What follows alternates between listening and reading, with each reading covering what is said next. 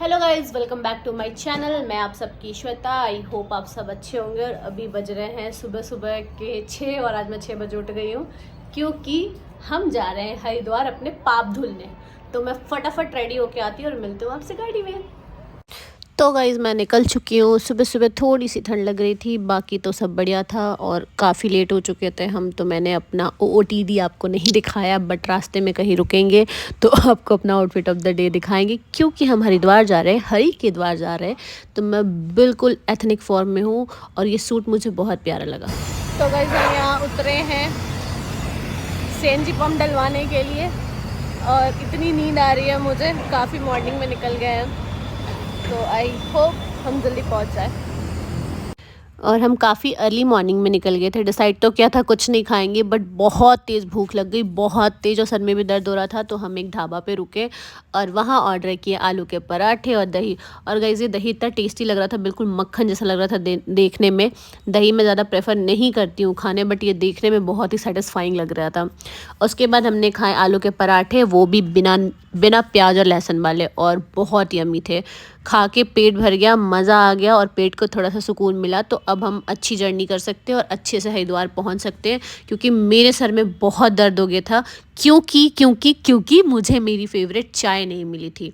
और इन्होंने जो पराठे खिलाए बिना प्याज और लहसुन के, बहुत ही ज़्यादा टेस्टी थे। बटर के साथ खाने में तो मज़ा ही आ गया, दिन बना दिया इन्होंने।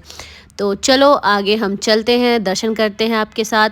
तो ब्लॉग में आखिरी तक बने रहना और हम भी आपको गंगा दर्शन कराएंगे। और मुझे तो अपने बहुत सारे पाप धुलने हैं गाइस, तो जिसको पाप धुलने हो आप मेरे साथ दर्शन कर लेना प्लीज़। और ये है मेरा OOTD, मतलब आउटफिट ऑफ द डे। और ये pink frock suit, I mean Anarkali suit कह लो या फ्रॉक सूट कह लो, इतना प्यारा है। और पता नहीं मीशो मुझे हर बार इतना खुश कैसे कर देता है यार। इतने सस्ते सूट और इतने अच्छे दाम में कहाँ मिलता है। तो गाइस जिसको सूट पसंद आया ना, आप मीशो ऐप से खरीद सकते हैं। मैं लिंक डिस्क्रिप्शन में डाल दूँगी। मुझे तो ये बहुत अच्छा लगा, बहुत ही प्यारा।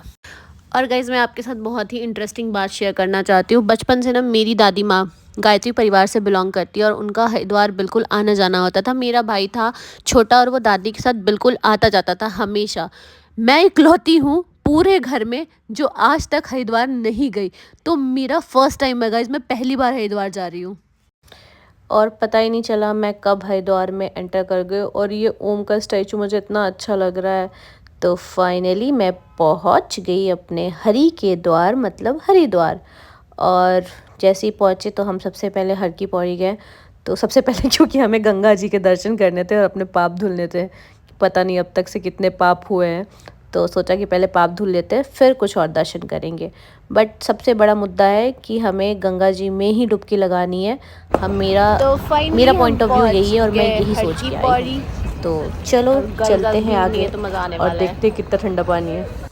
और हम आ गए गंगा किनारे। तो फाइनली बहुत टाइम बाद मैं गंगा में डुबकी लगाऊंगी, बहुत सोचने के बाद। और फाइनली गंगा जी ने हमें बुला लिया कि चलो अब तुम आ जाओ, क्योंकि अब टाइम आ गया है कि आप हमारे दर्शन कर लो। क्योंकि ऐसा कहते हैं ना कि जब हमें बुलावा आता है तभी हम जाते हैं। और ये हमारा बहुत ही रैंडम प्लान बना था, तो इसका मतलब साइन यही कि गंगा माता ने बुला लिया। और आज भीड़ बहुत ही ज़्यादा कम थी क्योंकि हम वीकेंड्स पे नहीं आए थे, वीकडेज़ में आए थे। तो भीड़ ज़्यादा नहीं थी, तो हमने सोचा कि चलो अच्छे दर्शन होंगे। और गंगा किनारे आते ही इतनी अच्छी फीलिंग आ रही थी, इतनी अच्छी वाइब आ रही थी। और जैसे ही मैं गंगा किनारे आई ना, तो मुझे एक गुड न्यूज़ भी मिला जो मैं आपको नेक्स्ट ब्लॉग में बताऊंगी। और ऐसा लग रहा है कि ज़िंदगी का सुकून तो यही है, वो गंगा के किनारे बैठकर ध्यान लगाना। यार मज़ा ही आ गया, बिल्कुल पॉजिटिव हो गई मैं तो फाइनली टाइम आ गया डुबकी लगाने का। तो गंगा जी का पानी इतना ठंडा, मतलब बहुत ठंडा था यार। मुझे समझ नहीं आता कि मैं डुबकी लगाऊंगी कैसे। तो पहले मैंने सोचा कि खुद को गीला कर लो, उसके बाद आराम से डुबकी लगाऊं, क्योंकि सच में गाइस पानी बहुत ठंडा था और मुझे बहुत ठंड लग रही थी। लेकिन साथ में ना एक अजीब सा सुकून भी मिल रहा था, मज़ा भी आ रहा था।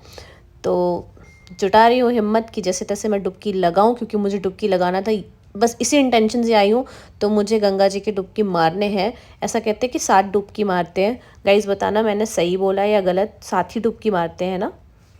और फाइनली मेरे पाप धुल गए क्योंकि मैंने फाइनली गंगा जी की डुबकी लगा ली और मेरी 7 डुबकी बहुत अच्छे से लग गई और मुझे बहुत ही ज़्यादा हल्का फ़ील हो रहा था। मतलब ये कहने की बात नहीं है यार, ये सच है। आप एक बार डुबकी लगाओ, आपकी बॉडी बहुत हल्का फ़ील करती है। डुबकी लगाने के बाद मैंने प्रार्थना किया, जल दिया और गंगा जी से दुआ करी कि जो भी गलती सलती है, जो भी पाप अभी तक मेरे से हुए हैं वो प्लीज़ माफ़ करना, आगे से मैं पाप नहीं करूँगी। थोड़े बहुत तो होते ही है यार।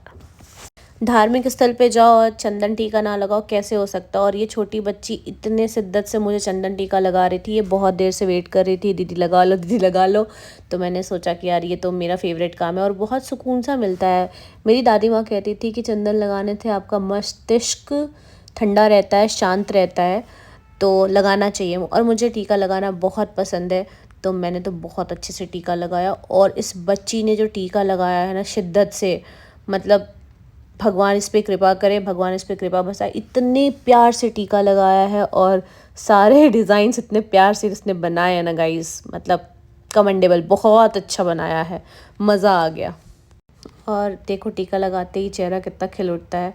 तो मैं 10 ऑन 10 दूंगी इस छोटी सी बच्ची को जो इतने शिद्दत थे और इतने प्यार से इतना मन लगा के मेरा टीका किया है। Thank you. तो फिर मैंने दिया जलाया, फूल चढ़ाया और उसके बाद गंगा जी से प्रार्थना की कि मुझे ढेर सारी तरक्की दे, आपको ढेर सारी तरक्की दे। मिलते हैं अगले ब्लॉग में guys, bye, I love you, take